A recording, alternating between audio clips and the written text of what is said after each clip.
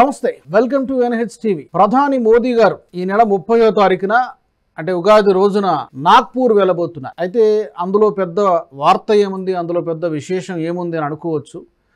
నాగ్పూర్ వెళ్ళడంతో పాటు ప్రధానమంత్రి మోదీ గారు కొన్ని కార్యక్రమాల్లో పాల్గొబోతున్నారు. దానికంటే ఇంకొక ముఖ్యమైనటువంటి విషయం ఏంటంటే RSS chief sir Sangh చాలక్ Mohan Bhagwat గారితో వేదికను పంచుకోబోతున్నారు. వీళ్ళిద్దరూ ఒకే వేదికపై కలవడం అనేది చాలా అరుదుగా జరుగుతూ ఉంటుంది. 2014 నుంచి ఈ రోజు వరకు కేవలం 3 సార్లు మాత్రమే వీళ్ళిద్దరూ వేదికను పంచుకున్నారు.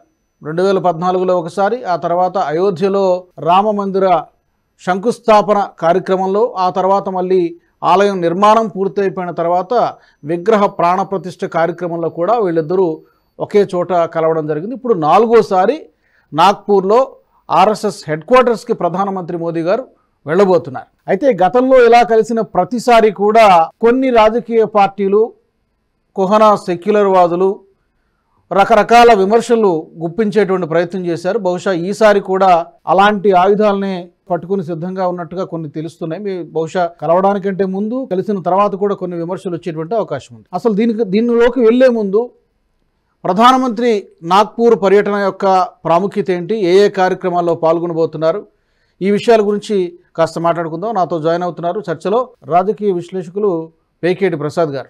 ప్రసాద్ గారు నమస్తే అండి. నమస్కారం రాజు గారు. ఈ నాగ్పూర్ పర్యటన ఏ కార్యక్రమాల్లో ప్రధానమంత్రి మోదీ గారు పాల్గొబోతున్నారు? అంటే యాక్చువల్గా ఈ పర్యటనకి అంత పెద్ద ప్రాధాన్యత ఉండేది కాదేమో, కానీ ఏంటంటే ఆర్ఎస్ఎస్ హెడ్ క్వార్టర్స్కి వెళ్ళడం అనేది ఒక విశేషం అయితే, మోహన్ భగవత్ గారితో కలిసి ఒకే వేదిక మీద వీళ్ళిద్దరూ కలవడం అనేది మరొక ఆసక్తికరమైనటువంటి విషయం. అయితే రాజు గారు, మోదీ గారి విజిట్ ఒక 4-5 కొన్ని సిగ్నిఫికెంట్ పాయింట్స్ ఉన్నాయండి. దీంట్లో వారు ప్రధానమంత్రి అయిన తర్వాత మొట్టమొదటిసారి, అంటే 2014 నుంచి చూసుకుంటే ఇప్పటి వరకు ఆయన ఫస్ట్ టైం ఇప్పుడు ఆర్ఎస్ఎస్ హెడ్ క్వార్టర్స్ కి వెళ్తున్నారండి. సో అదొకటి. నెక్స్ట్ ఇంకోటి చూడాల్సింది ఏంటంటే, వారు 30వ తారీఖున, ఈ నెల 30వ తారీఖున వెళ్తున్నారు.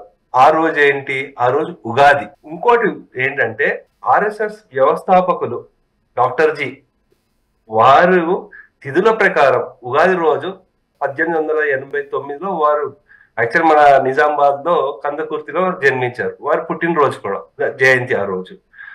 సో ఇంకోటి 100 సంవత్సరాలు పూర్తి చేసుకున్నటువంటి తరుణం కూడా ఉంది కదా, అది కూడా ఉందన్నమాట. అది మనకు విజయదశమికి వస్తుంది. ఓకే, అది విజయదశమికి వస్తుంది. నెక్స్ట్ ఇంకోటి మూడోది చూడాల్సింది ఏంటంటే, యాక్చువల్లీ ఇప్పుడు బీజేపీలో ఏం జరుగుతోంది అంటే, బీజేపీ సెంట్రల్ అంటే కొత్త ప్రెసిడెంట్ ని ఎన్నుకోవాలి బీజేపీ. మరి ఆ టైంలో మరి వీళ్ళది 1-to-1 డిస్కషన్ అయ్యి, అంటే వారి సలహాలు కూడా తీసుకోవడము అటువంటి కూడా జరిగే అవకాశాలు కూడా ఉండొచ్చు. సో అంటే ఏ డైరెక్షన్ లో వెళ్ళాలి అంటే, ఎప్పుడైనా సరే బీజేపీ ఆర్ఎస్ఎస్ ని ఎప్పుడు మాతృ సంస్థగానే చూస్తుంది. అంటే ఆర్ఎస్ఎస్ నుంచి ఐడియాలజికల్ ఇన్స్పిరేషన్ తీసుకుంటుంది. సో అందు గురించి ఈ విషయం మీద కూడా వాళ్ళు చర్చ చేసుకోవచ్చు. ఎందుకంటే మనం ఈ మధ్య మన వార్తల్లో కూడా చూసింది ఏంటంటే, ఆర్ఎస్ఎస్ ఎఫర్ట్స్ పెట్టింది మనకి హర్యానా ఎలక్షన్స్ లో, మహారాష్ట్రలో, ఢిల్లీలో, జమ్మూ అండ్ కాశ్మీర్ లో అని మనం చాలా వార్తల్లో కూడా చూసాము. వాళ్ళు చిన్న చిన్న మీటింగ్ ద్వారా ఎంత ఎఫెక్టివ్ గా వర్క్ అయ్యింది అనేది కూడా మనం చూసాం. సో అందు గురించి ఇప్పుడు నెక్స్ట్ తదుపరి అంటే ఇవన్నీ ఏంటంటే, మనకి లోక్సభ ఎలక్షన్ రిజల్ట్స్ వచ్చిన తర్వాత మనకి ఎలా వాళ్ళ 2 సంస్థల మధ్య రిలేషన్ ఎలా చేంజ్ అవుతోంది, కలిసి ఎలా వర్క్ చేస్తున్నారు అనేది ఇది చాలా ఇంపార్టెంట్ పాయింట్ అండి. అయితే ఇంకోటి ఏంటంటే, అక్కడ మోదీ గారు వెళ్తోంది ఏంటంటే, ఒక eye hospital, Madhav eye hospital, అంటే ఇది ఒక ఆర్ఎస్ఎస్ ఇనిషియేటివ్ అనమాట.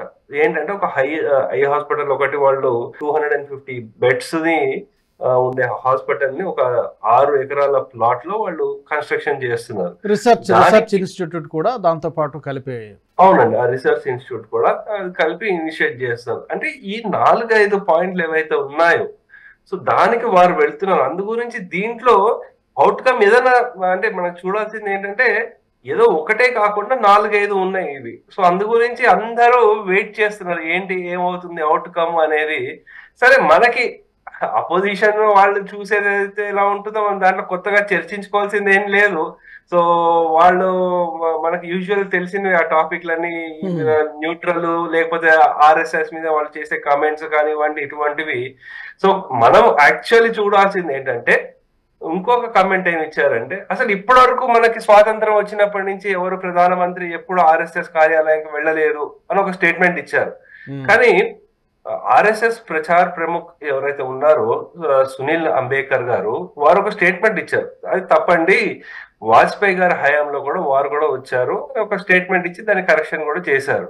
సో అందు గురించి అపోజిషన్ వాళ్ళ రియాక్షన్ ఎలా ఉంటుంది అనేది మనం ఇప్పటికంటే వాళ్ళు మోదీ గారు వెళ్ళి వచ్చిన తర్వాత మనకి ఇంకా ఎక్కువ రియాక్షన్స్ వస్తాయి, అప్పుడు వస్తాయి. కరెక్ట్. అసలు జనరల్గా మనం ముందే చెప్పొచ్చు కూడా, ఇప్పుడు అసలు రంగు బయటపడింది అని. ఇలాంటి హెడ్లైన్స్ అన్ని కూడా కొన్ని మీడియా సంస్థలు కొంతమంది రాజకీయ నాయకుల నోట్లోనే చూస్తుంటాయి. మీరు అన్నట్టు ఇప్పుడు కంటే కూడా కలిసిన తర్వాత 30వ తారీఖు తర్వాత వస్తాయి రియాక్షన్స్ అన్ని కూడా. కరెక్ట్. ఇంకోటి యాక్చువల్లీ మనం చూడాల్సింది ఏంటంటే అండి, మోదీ గారు ఏదో డైరెక్ట్ బీజేపీలో ఏమి వచ్చేయలేదు. వారు చిన్న వయస్సులోనే ఆర్ఎస్ఎస్ లో శాఖలకు వెళ్ళేవారు స్వయం సేవకులుగా.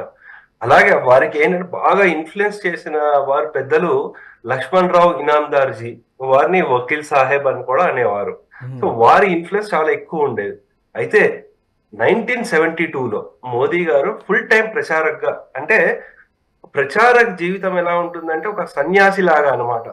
సో వారికి నేల మీదే పడుకుంటారు, ఉదయం 4 గంటలకు లేస్తారు, ప్రతి కార్యకర్త ఎవరైతే ఉంటారో వాళ్ళ ఇంటికి వెళ్తారు. ఆ టైంలో వాళ్ళకి ఏ కార్యకర్తనో ఎవరింటో వాళ్ళకి ఏ భోజనం దొరుకుతుందో అదే తింటారు, ఏది పెడితే అదే తింటారు. సో అలా వాళ్ళు ఎంతో కష్టపడి సమాజ సేవ గురించి ఎంతో కష్టపడతారండి.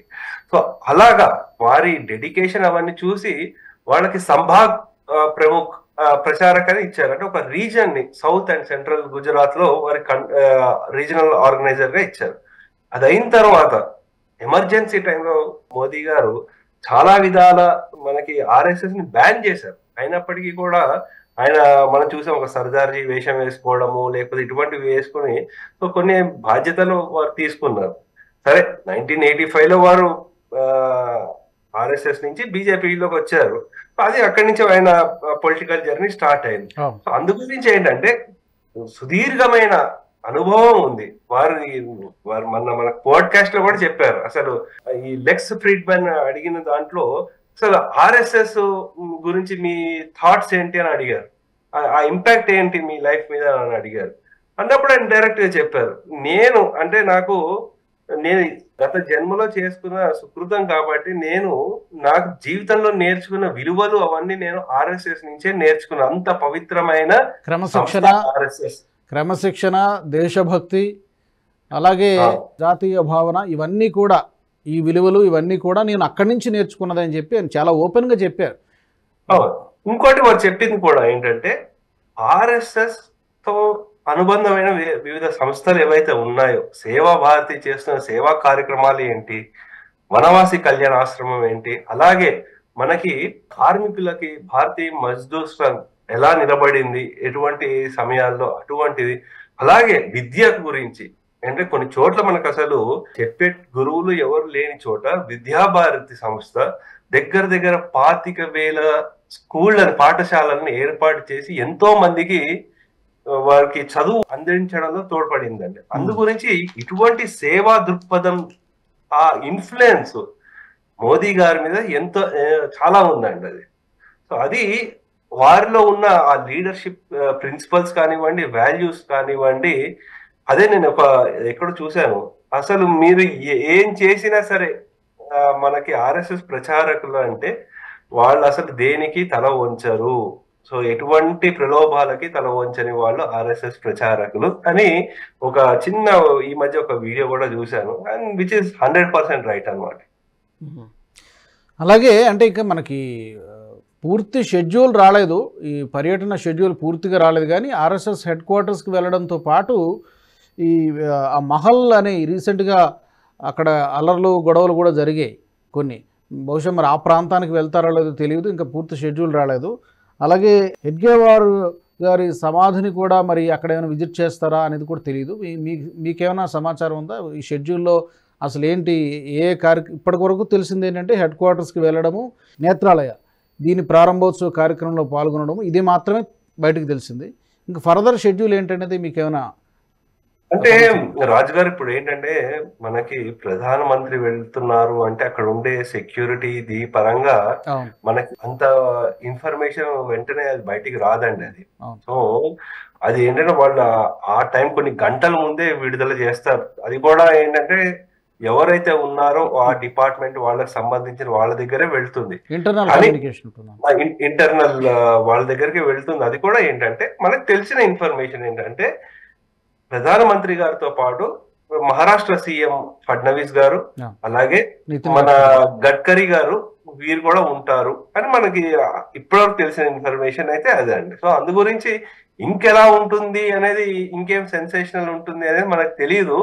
చాలా మంది అనడం ఏంటంటే 2 ఏప్రిల్ తర్వాత బీజేపీ ప్రెసిడెంట్ ఎవరైతే ఉన్నారో, అంటే ఎవరు కొత్త ప్రెసిడెంట్ ఎవరు అనేది అనౌన్స్మెంట్ జరగచ్చు అనేది ఒక టాక్ ఒకటి నడుస్తోందండి. అంటే యాజ్ పర్ పార్టీ కాన్స్టిట్యూషన్ వాళ్ళది ఏమైతే ఉందంటే దగ్గర 50% స్టేట్ లో ఏంటంటే మొత్తం ఆర్గనైజేషన్ కొత్త ప్రెసిడెంట్లని వాళ్ళని ఎన్నుకున్న తర్వాత అప్పుడు మనకి సెంట్రల్ లో బీజేపీ ప్రెసిడెంట్